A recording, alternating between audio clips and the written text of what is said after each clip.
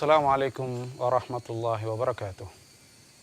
Innal hamdalillah nahmaduhu wa nasta'inuhu wa nastaghfiruh wa na'udzu billahi min shururi anfusina wa min sayyiati a'malina. May yahdihillahu fala mudilla lahu wa may yudlilhu fala hadiya lahu. Asyhadu an la ilaha illallah wahdahu la syarika lahu wa asyhadu anna Muhammadan abduhu wa rasuluhu la nabiyya ba'dah. Salat adalah merupakan tiang agama. As-salatu imaduddin. Faman tarakaha faqad kafar. Maka siapa yang meninggalkannya, maka dia telah kafir. Meninggalkan salat adalah merupakan salah satu di antara dosa besar. Bahkan bisa mengeluarkan seseorang dari agamanya. Al-ahdul ladzi bainana wa bainahumus salah. Faman tarakaha faqad kafar.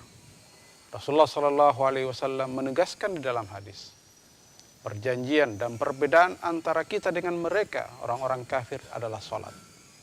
Faman tarakaha faqad kafar. Maka siapa yang meninggalkannya, maka dia sudah dianggap kafir.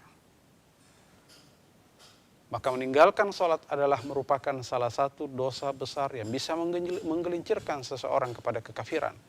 Bisa mengeluarkan seseorang dari agama Islam. Salat adalah merupakan amal ibadah yang pertama kali dihisab pada hari kiamat. Rasulullah SAW bersabda, "Awwalu ma yuhasabu bihil 'abdu yaumal qiyamah as-shalah." Yang pertama kali dihisab pada hari kiamat adalah salatnya. Idza saluhat, saluhat sairul a'mali kullih. Wa idza fasadat, fasadat sairul a'mali kulli. Kalau salatnya baik, maka baiklah seluruh amal ibadahnya yang lain.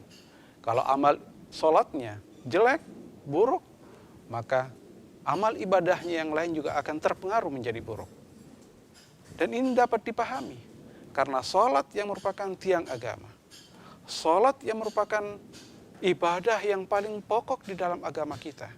Kalau dia tidak memperhatikan ibadah yang paling pokok ini di dalam agama, maka tentu ibadah-ibadah yang kecil, ibadah-ibadah yang lain dia akan remehkan.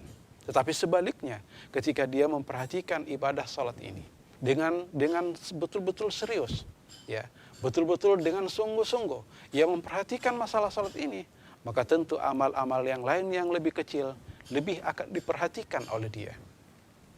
Oleh karena itulah, maka kita berusaha untuk memperbaiki salat kita. Kalau salat kita baik, maka insya Allah itu akan berpengaruh dengan baiknya amal-amal ibadah kita yang lain.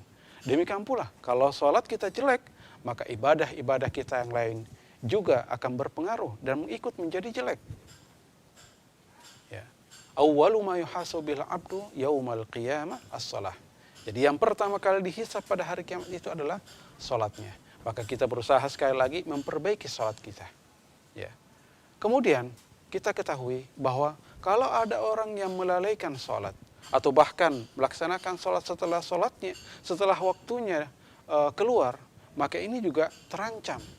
Ini juga diancam bahkan oleh Allah Subhanahu wa taala dalam Al-Qur'an. Fawailul lil musallin. Celakalah, ya, neraka wail bagi orang-orang yang meninggalkan sholat. Allah Subhanahu wa taala berfirman, fawailul lil musallin. Celakalah bagi orang-orang yang melaksanakan sholat. Ini orang yang melaksanakan sholat masih dianggap celaka, dianggap wail atau masuk ke dalam neraka wail. Siapa mereka? Fawailul lil musallin alladzina hum an salatihim sahun. Yaitu mereka yang lalai dari sholatnya. Di antara ulama ada yang mengatakan mereka yang kadang-kadang sholat, kadang-kadang dia tidak sholat. Atau ada juga di antara ulama yang mengatakan dia mengakhirkan waktunya sampai keluar. Sholat duhur dilakukan ketika menjelang masuk asar, bahkan ketika duhur sudah keluar waktunya, ya, baru kemudian dia melaksanakan sholat duhur. Ini termasuk orang-orang yang diancam oleh Allah Subhanahu wa taala dengan neraka wail. Ya. Kemudian juga kita tahu, atau mungkin ada di antara kita yang pernah membaca hadis Rasulullah SAW, bahwa ketika kita melaksanakan sholat, itu tidak lain adalah usaha untuk membersihkan diri kita dari berbagai macam noda, dari berbagai macam dosa. Ya, kalau ada di antara kita yang memiliki sungai ada yang memiliki kolam di belakang rumahnya atau di depan rumah. Kemudian setiap hari ia mandi di dalam kolam, ya. Setiap hari ia mandi di sungai di depan rumah. Ya, kata Rasulullah SAW mempermisalkan kalau dia memiliki kalau seseorang memiliki sungai di belakang rumah atau di depan rumah, kemudian ia mandi setiap hari 5 kali dalam sehari, maka tentu kata Rasulullah tidak akan lagi ada dakinya, tidak ada lagi noda yang tersimpan di dalamnya. Ya, begitu pula dengan sholat. Ya, sholat yang kita lakukan itu fungsinya juga kembali kepada kita terutama. Karena dia akan menghindarkan kita dari perbuatan keji dan mungkar. Dia akan membersihkan kita dari segala macam noda.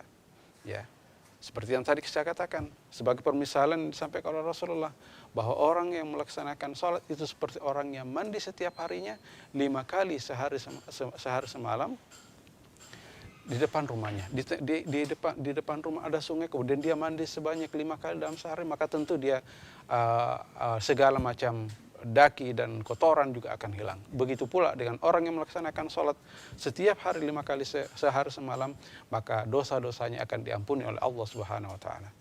Apalagi kita perhatikan juga dalam hadis yang lain, as-salawatul khams wal jum'atu ilal jum'ah wa ramadan ila ramadan mukaffiratul lima bainahunna idza ujtinibatil kaba'ir.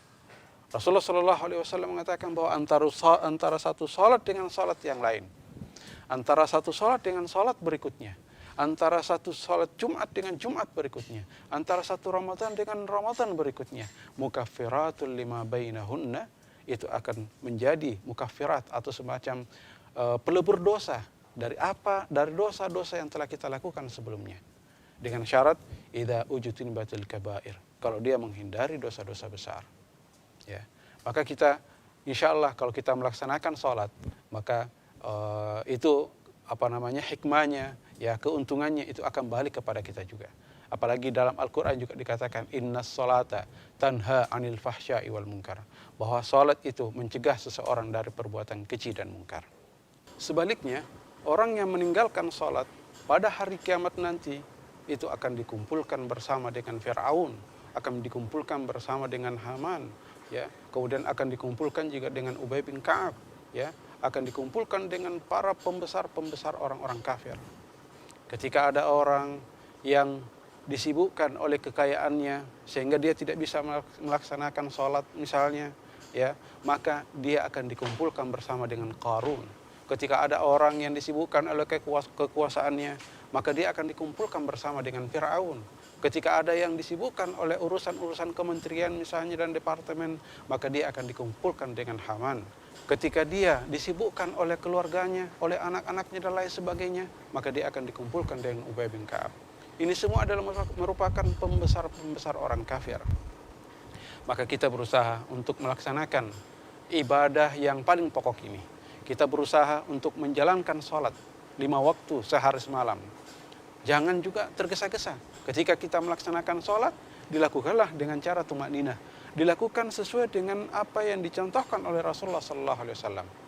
Rasulullah mengatakan, "Shallu kama ra'aitumuni usalli." Salatlah kalian sebagaimana aku salat. Rasulullah SAW melaksanakan salat dengan penuh kesungguhan, dengan tenang, tidak tergesa-gesa. Ya. Karena kalau orang yang tergesa-gesa melaksanakan sholat, maka mungkin dia sudah tidak sempurna lagi dia membaca doa-doa, tidak sempurna membaca ayat, ya, tergesa-gesa. Rasulullah SAW bersabda, "Asyaddun nasi sariqah alladzina yasriquna fi salati." Ya, pencuri, orang yang melakukan pencurian terbesar atau bisa dikatakan pencuri yang betul-betul pencuri adalah mereka yang mencuri dalam sholatnya. Bagaimana cara mencurinya? Ketika dia ruku', dia belum sempat ruku' dengan sempurna, dia sudah bangkit. Ketika dia bangkit, belum bangkit secara sempurna, dia sudah sujud. Sujud pun hanya sekedar meletakkan jidatnya, kemudian langsung bangkit dan duduk dan sebagainya. Dia tidak melaksanakan dengan tumakninah. Dia melakukan itu semua dengan cepat. Makanya orang yang melaksanakan sholat dengan tergesa-gesa seperti ini dimisalkan oleh Rasulullah SAW sebagai orang yang sholat tapi dia mirip dengan burung gagak. Ya, kita tahu burung gagak ketika dia mematok darah, ya, itu agak cepat. Ya, begitu pula dengan orang yang melaksanakan sholat tapi dia tergesa-gesa. Ya. Sehingga bisa jadi sholatnya jelas tidak bakal diterima oleh Allah Subhanahu wa taala. Bahkan bisa jadi ini yang masuk kategori wawailul lil musallin. Celakalah bagi orang-orang yang melaksanakan sholat. Dia melaksanakan sholat tapi ternyata diancam oleh Allah Subhanahu wa taala. Ya. Oleh karena itu kita juga berusaha bagaimana supaya kita ketika menjalankan sholat, kita lakukanlah sholat itu dengan sempurna. Terutama lagi bahwa kita melakukan sholat itu secara berjamaah di masjid. Ya, Rasulullah SAW bersabda, "Sholatul jama'ati tafdhulu sholatal fadhi bi 27 darajah." Bahwa sholat berjamaah lebih tinggi derajatnya 27 kali dibanding dengan sholat sendirian, baik di rumah ataupun di mana saja. Ya, sholatul jamaah, sholat berjamaah itu lebih tinggi derajatnya 27 kali.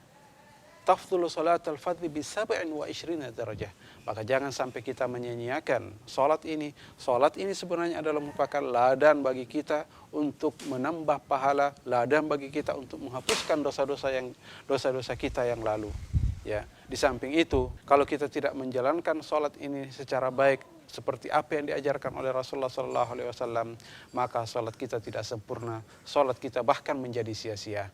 Maka kita berusaha untuk menjalankan ibadah sholat ini sehari semalam, ya menjalankan sholat-sholat wajib kita, di samping tentunya jangan lupa dengan sholat-sholat sunnah, karena sholat-sholat sunnah inilah yang akan menghiasi ataupun menambahkan pahala ke dalam sholat-sholat kita yang wajib, yang bisa jadi sholat wajib yang kita lakukan mungkin ada kesalahan atau mungkin ada kekurangan, maka sholat sunnah ini yang akan menambal, ya, sholat sunnah ini yang akan menambah kekurangan-kekurangan yang kita lakukan di dalam sholat wajib kita.